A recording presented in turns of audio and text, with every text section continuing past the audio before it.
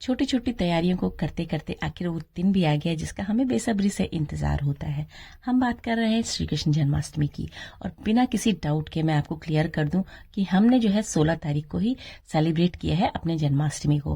वैसे आप सभी को पता है कि जन्माष्टमी क्यों सेलिब्रेट की जाती है, इसका कारण क्या है, सभी को पता है, और हर घर घर में ये सारी चीजें होती हैं।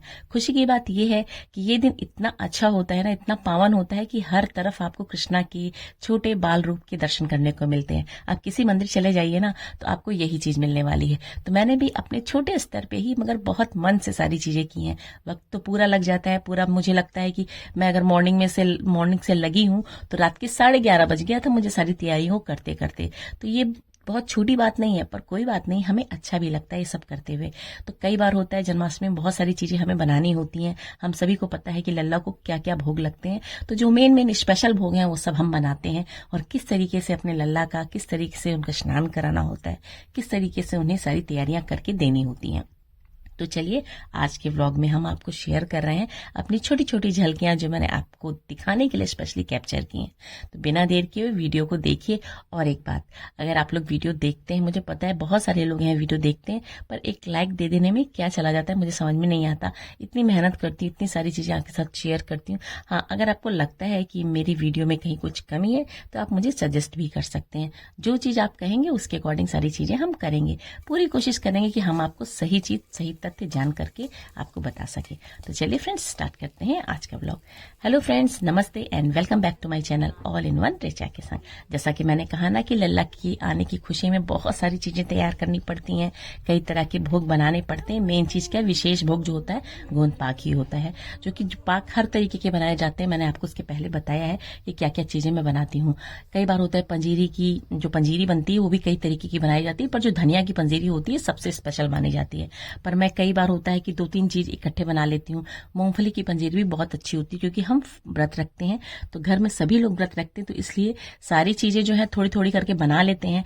मगर जैसे भगवान को जो भोग लगनी रहती है, स्पेशल रात वाला जो भोग लगता है वो मैं शाम को ही बनाती हूँ। ये मॉर्निंग का भोग है जो हम बना के भगवान को दे देते हैं, यानी लड्डू गोपाल के लिए स्पेशली उनका जो मॉर्निंग वाला भोग है वो मैं इस तरह से तैयार करती हूँ। और यही भोग जब उनको लगाती हूँ तो फिर हम लोग जो है भोग प्राप्त करते हैं।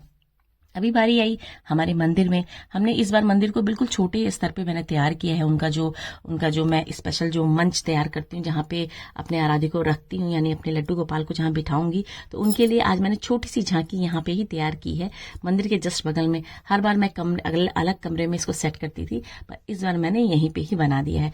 तो ये है मेरे लड्डू गोपाल का झूला, जो कि स्पेशली आया था हमीरपुर से और मेरे हस्बैंड लेके आए थे। और ये मुझे इतना प्यारा लगता है कि मैं इसके अलावा और कोई दूसरा झूला देखती हूँ तो मुझे समझ में नहीं आता, इसलिए मैं स्पेशली इसको रखती हूँ। तो आप देख सकते हैं इसमें मैंने झूले पे मैंने एक शंख रखा हुआ है, क्योंकि झूले को कभी खाली नहीं रखते। तो ये सारी तैयारियां करने के बाद मैंने फिर भोग की सारी तैयारी अपनी की, क्योंकि मुझे पाक बनाने थे। तो सबसे पहले नारियल को होता है, नारियल को कैसे कद्दूकस करे, तो मैं कद्दूकस नहीं करती हूँ, मैं डायरेक्ट ग्राइंडर में डाल करके छोटे छोटे टुकड़े करके उसी में ही ग्राइंड कर लेती हूँ। साथ में जितने भी ड्राई फ्रूट्स हैं उनको मैंने थोड़ा थोड़ा घी डाल करके हल्का सा मैंने सौटे कर लिया था, और उसके बाद इसको भी पीस लिया, क्योंकि हम बनाएंगे आज के दिन स्पेशल पाक पंचमेवा पाक। हर बार मैं कुछ ना कुछ डिफरेंट बनाती हूँ, तो इस बार पंचमेवा पाक बना रही हूँ, जिसमें मैं जितने भी हमारे चीजें हैं, ड्राई फ्रूट्स हैं, उनको अच्छे से रोस्ट करके, जैसे मखाना हो गया, अपना ये काजू बादाम हो गया, अखरोट हो गया, इन सभी चीजों को अच्छे से आपको फ्राई करना है। मतलब ऐसा करिए कि इसका मॉइस्चर निकल जाए, और फिर गोंद ले लेना है, और उसको भी मैंने अच्छे से भून लिया है। और आप देख सकते हैं जब इसका पाउडर बना रहे हैं तो कितनी अच्छे तरीके से जो हमारा बारीक सा पाउडर रेडी हो गया। और ये सारी चीजें मैंने सिर्फ 1 चम्मच घी में ही रेडी की हैं, ये नहीं कि मैंने बहुत सारा घी का इस्तेमाल किया है। और दूसरी तरफ मैंने चाशनी के लिए, जैसे पाक बनाते हैं तो इसको चाशनी में ही पाकते हैं, तो मैंने इसमें चीनी डाला है। और जब ये इसकी अच्छी सी चाशनी तैयार हो जाएगी तो बाकी की जितनी भी चीजें हैं मैं इसके अंदर ऐड कर दूंगी। एक थाली मैंने ले रखी है और उसमें मैंने घी लगा दिया है। घी लगाने का पर्पज ये है कि जो हम अपना पाक तैयार कर रहे हैं पंचमेवा पाक, उसमें क्या है कि सारी चीजें अच्छे से हम जब जमाएंगे तो क्या है आसानी से निकल जाए, ऐसा ना हो कि थाली में ही चिपक जाए, इसलिए घी लगा के पहले से ही मैंने रख लिया है। दूसरी तरफ देखिए चाशनी मेरी रेडी हो गई है, और इसमें मैंने बाकी के जितने भी ड्राई फ्रूट्स थे इनको मैंने इसके अंदर ऐड किया, और फटाफट मैंने जो है अपना जो है पाक रेडी कर लिया। बहुत ही आसानी से मतलब ये तैयार हो जाता है। हाँ, एक बात और, अगर आपको इसमें इलायची का फ्लेवर डालना हो ना, तो जब आप ड्राई फ्रूट्स को मिक्सी में ग्राइंड कर रहे हो उसी दौरान डाल दीजिए, तो बहुत ही अच्छी सी खुशबू भी आने लगती है और बहुत आसानी से सारी चीज़ों में जो है हमारी इलायची की स्मेल भी आ जाती है। तो इस तरीके से मैंने डाल दिया था, मैंने उसको दिखाया नहीं बट इसमें डाल दिया है। और ये देखिए जब मेरा जो अच्छी तरीके से सारा चाशनी एब्जॉर्व कर लिया है पंचमेवा ने, तो अब इसको क्या करें, थाली में मैं स्पैचुला की हेल्प से इसको दबा दबा के इस तरह से फैलाऊंगी कि अच्छे से जो हो जाए। तो एक बात आप याद रखिएगा कि इसको गरम गरम ही फैलाइएगा, अगर ये ठंडा हो जाएगा तो अच्छी तरीके से फैलेगा नहीं, इसलिए गरम गरम फैलाइए, क्योंकि इसमें गोंद पड़ा हुआ है, गोंद जो होता है जकड़ने लगता है, चीजों को पकड़ने लगता है। तो इसलिए आप इस तरह से डाल के और उसी समय इसको आप कट कर सकते हैं, और नहीं तो बाद में भी कर सकते हैं, बस बाद में अगर करेंगे तो बहुत ज्यादा टाइट हो जाता है। इसलिए आप इसको जब ये हल्का सा गुनगुना रहे उसी दौरान इस तरह से मैंने इसे देखिए कट कर दिया। आप इस तरह से कट कर सकते हैं और अपने मन पसंद आकार में, जैसे बर्फी का आकार दे सकते हैं या फिर जैसा भी चाहें आप इसके लड्डू भी बना सकते हैं। तो मैंने एक तरीके से पंचमेवा पाक तैयार कर दिया। अगेन मैंने इसी पैन में चाशनी और डाली है, चाशनी तैयार किया है मैंने सिर्फ इसलिए कि जो ड्राई फ्रूट्स हैं उन्हें मैं अच्छे से इसमें सोक कर सकूं। तो ये सारे ड्राई फ्रूट्स मैंने हल्के से रोस्ट कर लिए थे और ये बना रही हूँ मैं, जैसे शक्कर पारी बनते हैं सेम उसी तरह से बनेंगे, बट ये ड्राई फ्रूट्स के बना रहे हैं। तो इसको क्या हम लंबे समय तक स्टोर कर सकते हैं। जैसे अभी हम छठी करेंगे तो 6 दिन तक भगवान को भोग लगाने के लिए अगर कोई प्रसाद ड्राई रखना चाहे तो इससे अच्छा मुझे लगता है। तो भगवान को इसमें सारे मेवे जो है चाश करके मैं रख देती हूँ और जब भी भोग लगाना होता है इसमें से निकाल के मैं भोग में लगा देती हूँ। सेम शक्करपारे जैसा ही बनता है। तो इस तरह से मैंने एक और बना दिया भोग। दूसरा ये मक्खन मिश्री मैं बनाती हूँ, अपने हाथ से भगवान को भोग लगाती हूँ। मार्केट में भी अवेलेबल है बट ये घर में बहुत ही आसानी से बन जाता है। मैंने घी लिया था और इसमें कुछ आइस क्यूब डाले हैं और आप देख सकते हैं हल्का सा मैंने फेंटा है। देखिए बिल्कुल मक्खन हमारा घर में रेडी हो गया है, बिल्कुल बढ़िया फ्रेश मक्खन अपने लल्ला के लिए। तो इस तरह से थोड़े थोड़े भोग मैंने बनाए हैं, जिसमें मैंने चावल बनाया है, साबूदाने का खीर भी बनाया है।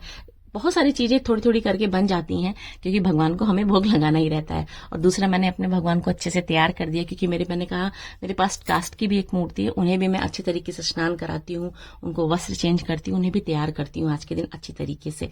वैसे तो पूजा नॉर्मल रेगुलर सबकी होती है, पर आज का जो विशेष दिन है वो कान्हा के लिए होता है। नॉर्मल रेगुलर सबकी होती है, पर आज का जो विशेष दिन है वो कान्हा के लिए होता है।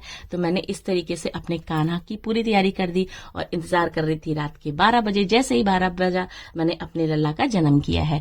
जन्म हमेशा खीरे के अंदर ही मैं करती हूँ, तो इस तरीके से मैंने जन्म किया है। और देखिए कितने प्यारे लग रहे हैं, क्योंकि इस समय इनको कोई भी वस्त्र नहीं पहनाया जाता जब जन्म होता है, तो सिर्फ इस तरीके से मैंने खीरे के अंदर से इन्हें प्रकट किया है। अभी क्या है, इनको होने जब ये हो जाते हैं तो इनकी आरती होती है, आरती के बाद फिर मैं इनको स्नान कराती हूँ। स्नान कराने के लिए जो 5 चीजें होती हैं जिससे हम पंचामृत बनाते हैं, सेम वही सारी चीजों से हम स्नान भी कराते हैं। तो आप देख सकते हैं कितना अच्छा लग रहा है। लल्ला का जन्म हो गया बिल्कुल राइट टाइम, क्योंकि ये सारी चीजें पहले से करके रखी थी तो कहीं भी भागने की देखिए जरूरत नहीं पड़ती है। इसलिए मैं बार बार आप लोग को ये सजेस्ट करती हूँ कि जब भी आप कोई काम इस तरह से कर रहे हो तो कोशिश करें कि अपनी सारी चीजों को अपने साथ लेकर के बैठे, जिससे कि कहीं भागनी ना पड़े, आपको कहीं जाना ना पड़े। तो चलिए जन्म हो रहा है, चलिए आरती करते हैं।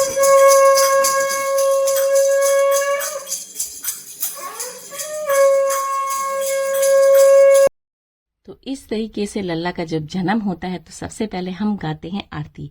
आरती लड्डू गोपाल जी की ही गाई जाती है। वैसे तो कृष्ण जी की बहुत सारी आरती है, कुंज बिहारी की है, राधा कृष्ण की है, पर मेन जो है विशेष आरती जो आज होती है वो लड्डू गोपाल की ही होती है, जो कि कई मेरे पास पुस्तकें उसमें दी हुई हैं। आरती संग्रह में लेके आइए तो आपको हर तरह की आरती गोपाल से रिलेट करती हुई मिलेगी। तो इस तरीके से जो है आरती होती है। इसके बाद आरती करने के पश्चात जो है हम लड्डू गोपाल को स्नान कराते हैं।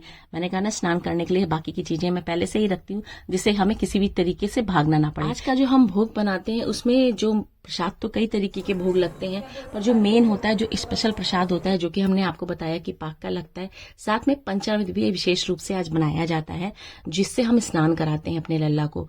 बहुत सारे लोग क्या करते हैं, जो स्नान, जैसे कि हम अधिकतर यही करते हैं कि जिस चीज से जैसे हम स्नान करा रहे हैं, जैसे दूध से, गाय का दूध रहता है, साथ में दही होता है, घी होता है, शहद होता है, शक्कर होता है, तो जब स्नान कराने के बाद लल्ला का जो ये हम स्नान कराने के बाद चीजें हमें प्राप्त होती हैं, जो प्रसाद प्राप्त होता है, हम इसी को ही पंचामृत बना लेते हैं। पर जो हम कन्हैया के लिए बनाते हैं वो हम अलग से बना के रखते हैं, और अभी जब स्नान कराएंगे तो इस पंचामृत को स्नान कराने के बाद साफ पंचामृत में हम बाकी की चीजों को मिक्स कर देते हैं। इससे क्या होता है, सभी लोगों को, पूरे घर वालों को अच्छे से प्रसाद मिल जाता है, क्योंकि ये तो तो लल्ला का एक तरीके का स्नान कराने के बाद हमें जो प्रसाद मिल रहा है, उनके चरण रज मिल रहे हैं, ये सभी के लिए कितने मतलब भाग्यशाली होते हैं आज के दिन के लिए। तो इसलिए मैं ये सारी चीजें जरूर करती हूँ। और ये सब करने के बाद फिर शुद्ध जल गंगा जल से स्नान कराया जाता है इन्हें। इसके बाद ही हम इन्हें नए वस्त्र पहनाते हैं और इनके लिए तो हम बहुत ढेर सारे वस्त्र लेके आए हैं, जो कि हम आपको कभी दिखाएंगे।